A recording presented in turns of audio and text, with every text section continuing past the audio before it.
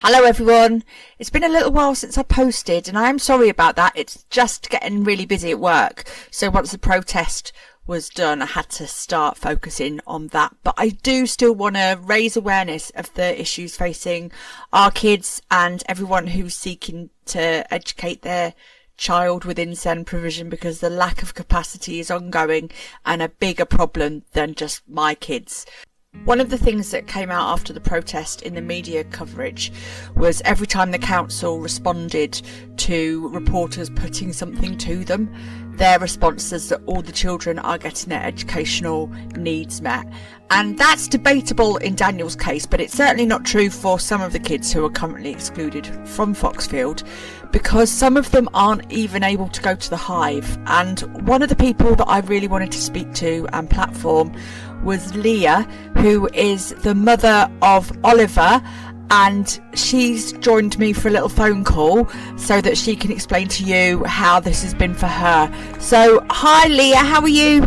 Hi Siobhan. Before we start, I just wanted to say thank you so much for inviting me to share Oliver's story. It really means a lot. So, Leah, can you tell us a little bit about your Oliver? Oliver is 12 and the sweetest, happiest little soul. He has significant development delay and is non-verbal. He uses a wheelchair and needs full support with everything, but communicates so much through his eyes and his expressions.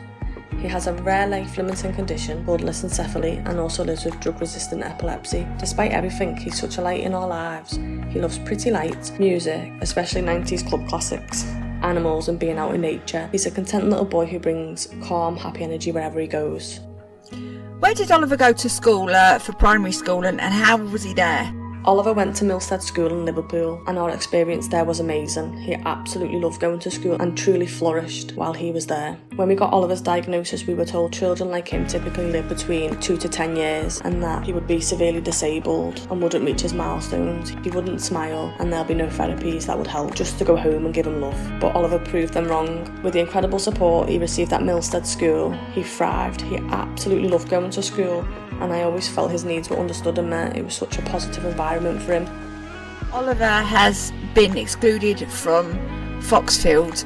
Can you tell us a little bit about how you found out about that and how that's been going? We were first contacted to say Oliver wouldn't be starting with the other children and that his start would be delayed. Initially we were told the 8th of September, then it changed to potentially the 28th of September and then again to the 6th of October. This uncertainty has been really stressful. The excitement of him starting high school, a new chapter in his life, has been completely overshadowed. The temporary provision at the Hive is missing so many things that Oliver needs. It's a mixed class of children who wouldn't normally be placed together in school. It's a cold dance studio and there are safeguarding risks. If he was on the floor, another child could unknowingly trample on him. Equipment he relies on can't be taken there, so he wouldn't be able to use his standing frame, which he usually uses for an hour each day. Oliver also used to have access to rebound sessions, hydrotherapy and physiotherapy. None of these he can access at the Hive. Oliver is a PMLD student and his learning is sensory-based. He needs trained staff delivering tailored support because every child's needs are different. He also has epilepsy and seizures are unpredictable. In his old school, the nurse would come and see him if needed, but there's no nurses on site at the Hive. Another concern is that the Hive is an urban youth centre where I've heard children get scanned for knives. This is not an environment that would ever be appropriate for Oliver in a normal school setting. The stress this must place on the staff also is unfair, as they can't provide the level of care and support they would if they were in school. For all these reasons, I have chosen to keep Oliver at home. The Hive simply isn't suitable for a PMLD student and he wouldn't be getting his needs met there as he would if he was in school. I'd be constantly worrying about him. This is affecting Oliver too. He thrives on routine, sensory support and being around staff who understand him. Being at home means he's missing out on vital therapies, rebound, hydrotherapy, sensory sessions, visual impairment support and more. It seems like there are quite serious medical ramifications for Oliver missing out on his schooling at the moment. Physically, it's affecting him as well. Without school staff following physiotherapy instructions every day, his foot is turning in more, his muscles are stiffening and he's suffering more with constipation. The standing frame and hydrotherapy sessions are crucial to help him with all of this. What about for your family as a whole? I mean, how is it affecting all of you? For our family, it's exhausting and emotionally draining. We're juggling full-time care, therapies and constant worry about his safety and education. We never expected starting at Foxfield would leave him without a classroom or proper provision at all. It's been incredibly difficult, but as parents, we just adapt and carry on because we have to. How have you tried to tackle the problem so far? Have you had any contact with the council or anything like that?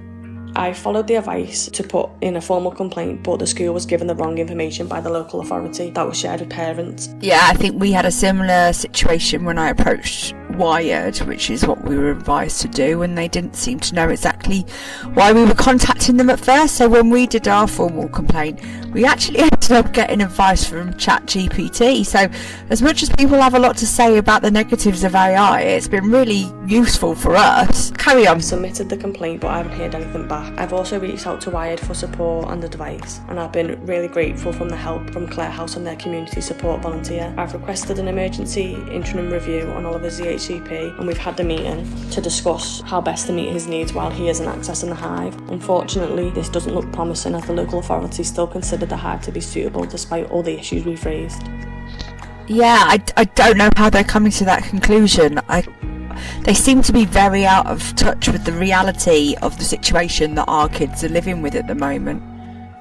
On a day-to-day basis, we're trying to keep life normal as possible for Oliver. It's hard because he's so used to routine, and being at home every day means that things aren't the same. It's also getting harder to go out as the weather's changing. Oliver gets really cold easily, and his lip sometimes go pale when he's cold, and gets really cold in his wheelchair, so it's harder.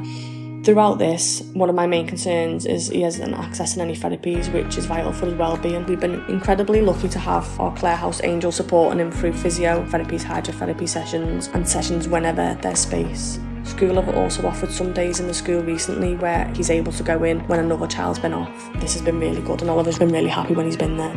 At home, we try to stick to his routines, continue his therapies as best we can, but as parents, we do whatever we can to help keep him happy, supported and safe while we're waiting for the right school provision.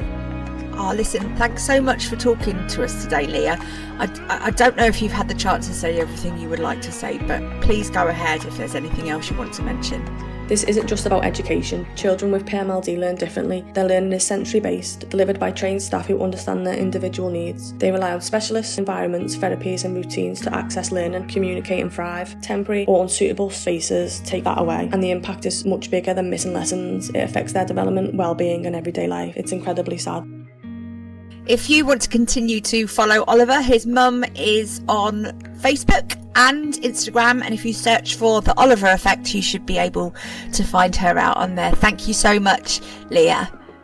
I think you're wonderful in bringing this all to light, not only for the children directly affected, but for the wider issue too.